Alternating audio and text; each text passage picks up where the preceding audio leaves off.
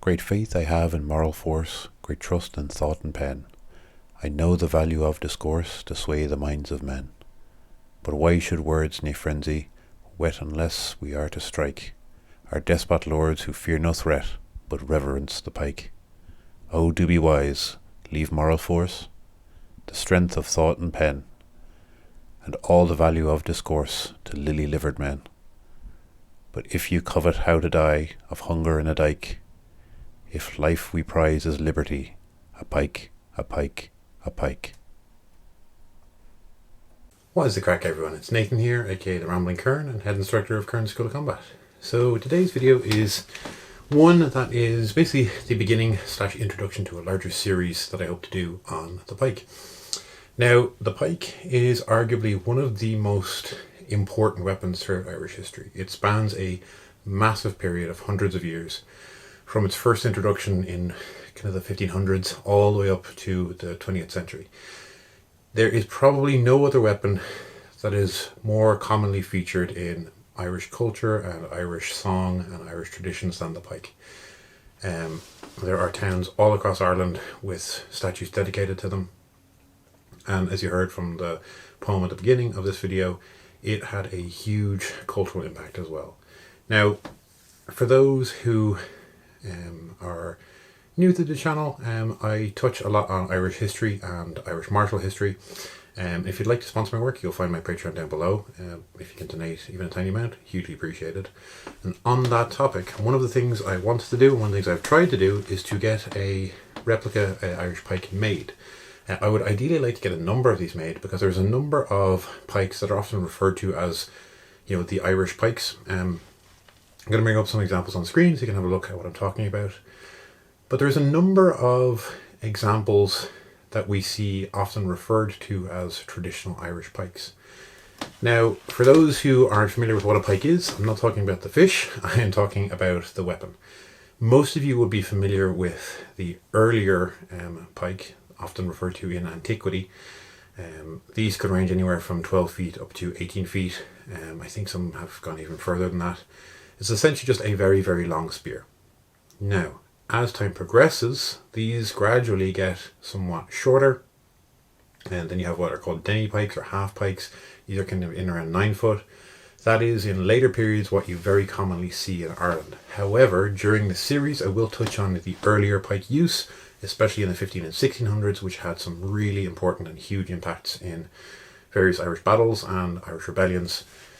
So it is something that I do want to touch on because, like I said, it's very important culturally and significantly throughout Irish history. So that is something I do plan on touching on, and that I would really like to kind of highlight for you guys. And obviously, if there's any specific battles or events that you'd like me to touch on, please do let me know. I'm always trying to respond to user comments.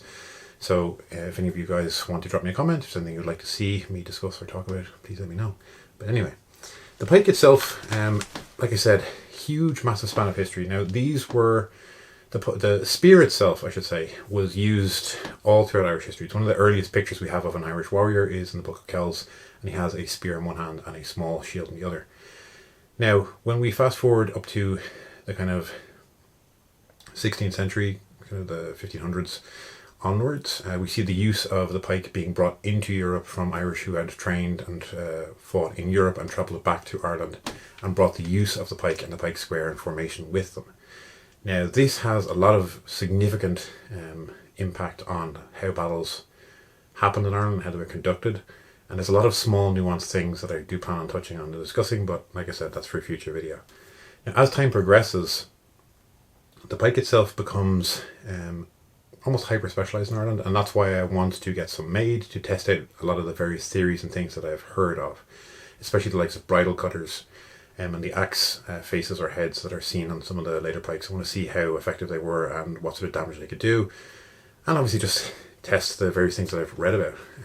Now, as we progress through time, the pike becomes very culturally significant for a number of reasons. One of the biggest ones being that they are very easy to produce. Any local blacksmith would have the ability and the technical savvy to be able to make a pike. As a result, they didn't need the high quality iron and production and manufacturing skills that you would need for a sword. So the pike itself becomes really, really important, all the way up, like I said, to the 20th century. I'll bring a picture on screen of pikes being confiscated during the 1916 Rising. That gives you an idea of how long these are being used. I even know the Home Guard in England were using pikes in the 1940s because they couldn't get hold of rifles. Now, that's not to say that they were planning to face the Germans on the beaches with pikes, or even that it has much of a cultural connection to Ireland, but it just shows you how prominent pike usage was, and something that's not really talked about because people just kind of view a spear and a pike as a big pointy stick and don't really think of it as being that important. But in Irish culture, it very much is.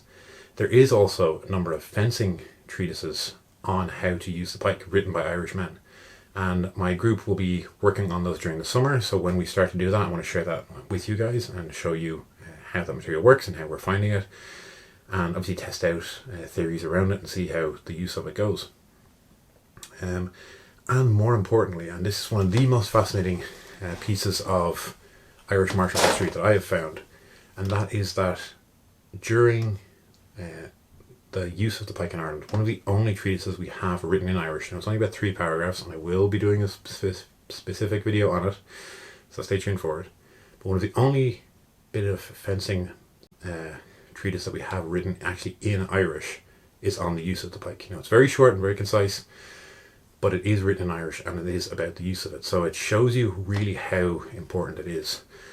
And the thing with the pike is, a lot of people just, like most things in Irish martial culture, just discredit it of like, oh, people were just rushing around with pikes trying to stab people. But there was a lot of use around it and a lot of training being done around it. Now, a lot of my research is going to be based around the work of Ben Miller. I really can't thank that man enough. His work on Irish swordsmanship and Irish martial culture is just incredible. I really highly recommend his book. I do plan on doing a number of videos on the book because the book itself is incredible. That's Irish Swordsmanship. I will leave a link to that in the description. And he has a book coming out soon, which I will do a full in-depth review of when I get my hands on it. But anything by him I really do highly recommend, and I really want a big personal thank you to him for everything that he's done in the field. He's just gone above and beyond for a field that really gets ignored by so many. Now, he has covered the Irish pike quite a bit, and I will also link to a really wonderful article by him that I will be discussing various different elements of during this video, and future videos. But he does highlight how the pike was used in Ireland and how it was taught and trained, and specific maneuvers and tactics were used around it because they were found to be very important to learn and to be known.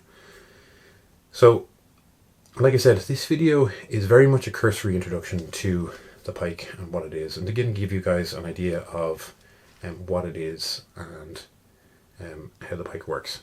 And like I said, I would really, if any of you have any suggestions of where I can get pikes made, please do let me know. I have had some bad luck in the past with trying to get makers to make them for me.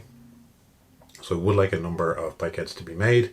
They're nothing especially complex, but if any of you have any recommendations of smiths who could make them for me, please do let me know. Leave it down in the comment, or you can pop me an email. I would really, really appreciate that. Obviously, if you'd like to train with me, you'll find links to my classes in the description as well. And if you haven't, give me a like and subscribe. It costs you nothing. It really helps me and helps the channel and helps us to grow. We're getting bigger and bigger each week, and I just hugely appreciate it. So like I said, this is the first video in what is going to be a series on the topic. If you have anything in particular you would like me to cover, and anything you would like me to go through on the topic of the pike and its use in Ireland, please do let me know. Like I said, this is a very culturally important weapon within Irish history, and one that I feel is really not touched on enough. So I will be looking at various different periods with it and various different important events. So if there's any specifically you would like me to talk about, let me know. As for the channel itself, we have a number of videos coming up and a few tests I'd like to do. So I really can't thank everyone enough for all of your support. So thank you so very much. Have a wonderful Easter and a wonderful weekend. And slán.